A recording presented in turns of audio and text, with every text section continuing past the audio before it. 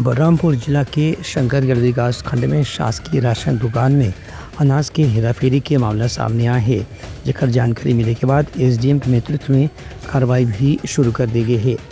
ये मामला जनपद पंचायत शंकरगढ़ क्षेत्र के देवसरा ग्राम पंचायत के है, जहां की सूचना के आधार में जानकारी मिली जैसे कि 43 बोरी चावल, 7 बोरी शक्कर और खाली वारदाना यहाँ एक अलग जगह में बरामद करेगी जिससे जहां वो निजी ठिकाना के सामान रखे की जगह होती। प्रशासन ने सभी बरामद सामान जब्त करके कार्रवाई शुरू कर दी है। इस संबंध में शंकरगढ़ की एसडीएम आनंदराम नेताम बतैन की शिकायत के आधार में जब कार्रवाई करेगी तो दुकान में बड़े मात्रा में अनाज के हेराफेरी की शिकायत सही पाएगी। यहाँ पर ये पीडीएस दुकान है जिसका विक्रेता जयमल जिनका नाम है, ये वितरण के कार्रवाई जो है विधिवत नहीं किया जा रहा था उनके द्वारा, तो इसको हमने 2 दिन पूर्व सस्पेंड कर दिया था।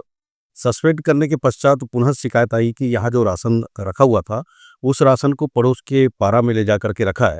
तो यहाँ आकर के पूरी टीम के द्वारा जांच किया गया, जिसमें पाया गया कि ये कृषक के घर में 43 बोरी चावल, 7 बोरी शक्कर और खाली बोरी 14 यहाँ मिले हैं।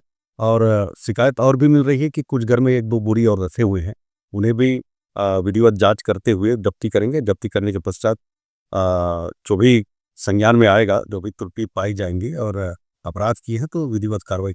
इस संबंध में शिकायत के आधार के बाद प्रशासन की टीम वहाँ जांच करत है और जो भी अधिकारी कर्मचारी में बाद में दोषी पाए जाही ओकर खिलाफ कानून के तहत कार्रवाई करे जाही।